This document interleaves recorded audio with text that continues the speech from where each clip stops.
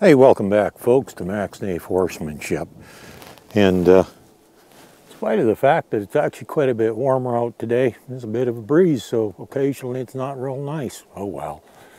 Hey, doesn't matter. We're out here. That's horse comes first. We're out here with the horses. And yeah, there's horses. They're all over there eating right now, just at the side of the camera. That's okay. They won't be knocking my equipment over, all that good stuff. But I want to talk today about how horses think. And it's pretty important stuff too, because it's a problem that a lot of people will run into when working with horses is assuming that they understand all your verbal commands, and they don't. Horses do not think in a verbal language at all. That's why you can take a horse from, well, basically anywhere in the world and put it anywhere in the world and it still works, because they don't understand the verbal language. So the horses are neither Spanish, English, Chinese, Russian, well, whatever, pick one, doesn't matter. They don't think in a verbal language. And I'm going to put a link in the description to somebody that kind of explains it all. A little better than I could, maybe. And, well, there's no point in me repeating their words. And, I mean, sure, I could get more watch time if it was all in my video, but that's not important. The important thing is that you get the information.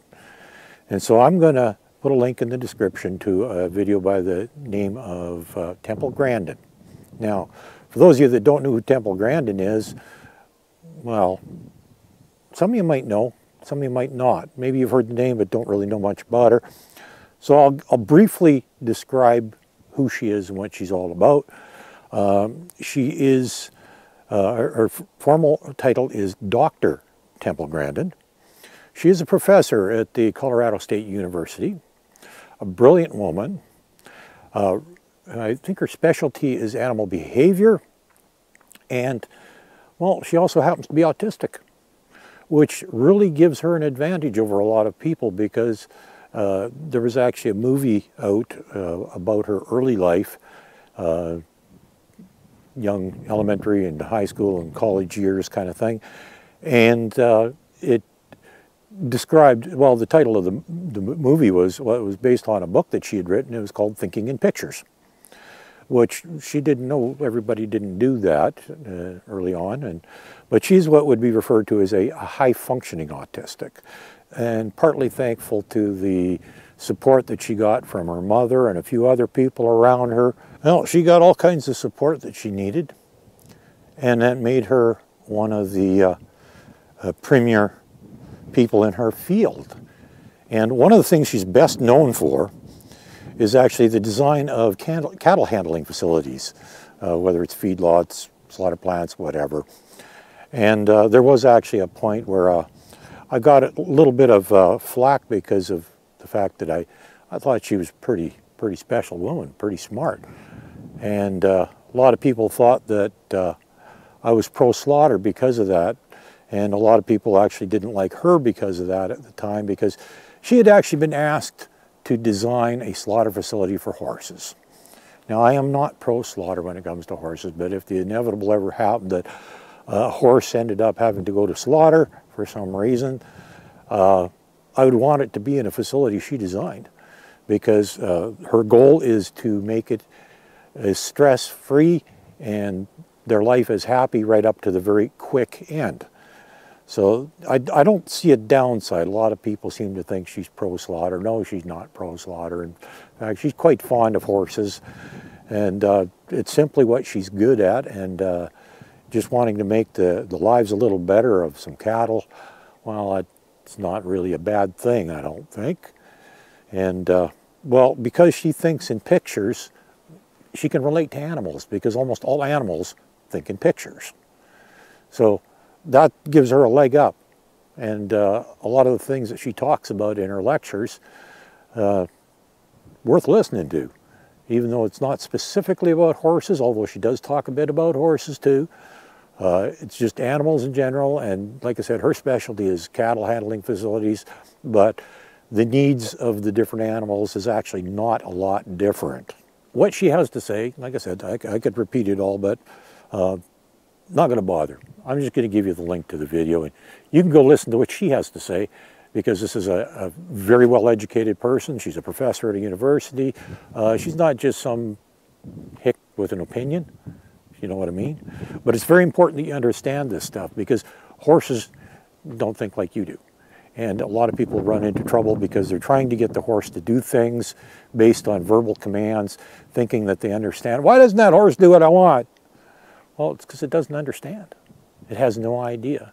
And this is also a bit of a drawback too, because, well, I'll use the example of the farrier. I've done this one before. Is, you know, if a farrier mistreats the horse and causes it fear, discomfort, whatever, the horse will automatically associate the image of a farrier.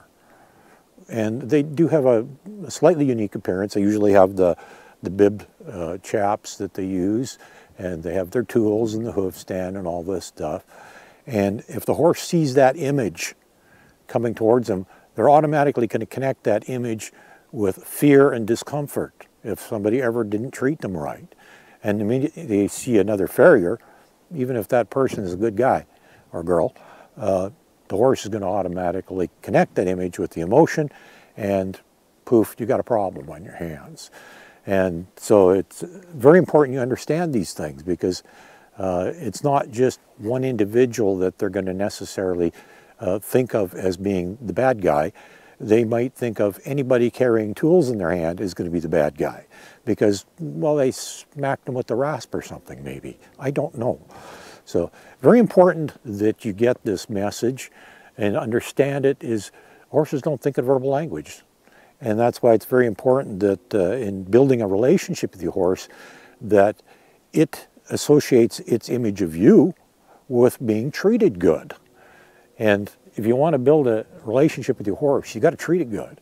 And you got to make sure that its time with you is something that's going to actually enjoy and look forward to, so that in the future, when it sees you coming, it's like, hey, there's my friend.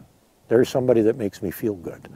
You know, they aren't always mean to me. They aren't demanding. They, you know, and that's why I say, you know, when you're, you know, making your cues as gentle as possible, and then make sure you give full release of pressure, so that in the end, and this is where the saying comes from, quite often you'll hear people say, always end on a good note.